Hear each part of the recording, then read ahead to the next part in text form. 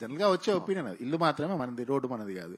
Road ఎట్లా పోతే నాకు ఇంతకుముందు సార్ చెప్పారు, బ్యాక్ పెయిన్ వస్తుంది ఇంకేదో వస్తుంది అంటే, రోడ్లో గుంతలు ఉన్నా పర్లేదు, మన ఇంట్లో గుంతలు ఉండకూడదు, అంతే కదా. సో మనం చాలా ఎగ్జాంపుల్స్ చాలా చూస్తూ ఉంటాం.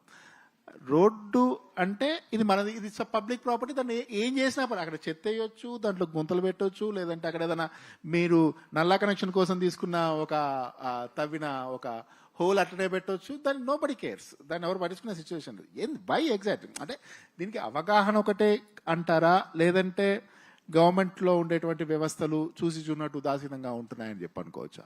సార్, గవర్నమెంట్ వ్యవస్థలు మీరు ఇంతకు రెట్టింపు 10 చట్టాలు తెచ్చినా, ఫైన్లు వేసినా, లేదు ఇంకా మిషనరీ స్టాఫ్ పెంచినా కూడా ఇది కంట్రోల్ కాదు.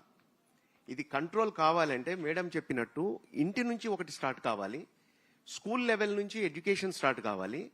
ప్రతి ఒక్కళ్ళు కూడా ఒక రెస్పాన్సిబిలిటీ, సెల్ఫ్ డిసిప్లిన్ రావాలి, సోషల్ రెస్పాన్సిబిలిటీ ఉంటే మీరు ఈ మిషనరీ పెట్టాల్సిన అవసరం లేదు. మీకు నేను 2 ఎగ్జాంపుల్స్ చెప్తాను. ఇదే ఇండియన్ ఫ్లైట్ ఎక్కి ఫారెన్లో దిగితే ఆటోమేటిక్గా వెహికల్ ఎక్కంగానే ఫస్ట్ చేసే పని సీట్ బెల్ట్ పెట్టుకోవటం, ఇగ్నిషన్ ఇవ్వాలంటే బ్రేక్ రిలీజ్ చేసుకోవటం, ఇవన్నీ రూల్స్ ఫాలో అవుతారు. ఎక్కడ పార్క్ చేయాలనో వాళ్ళు ఖచ్చితంగా చేస్తారు. అదే వ్యక్తి మళ్ళీ ఇక్కడ ఇండియాకి రాగానే కూర్చునే అవుతా చలో యార్ అని చెప్పి కొట్టేస్తాడు.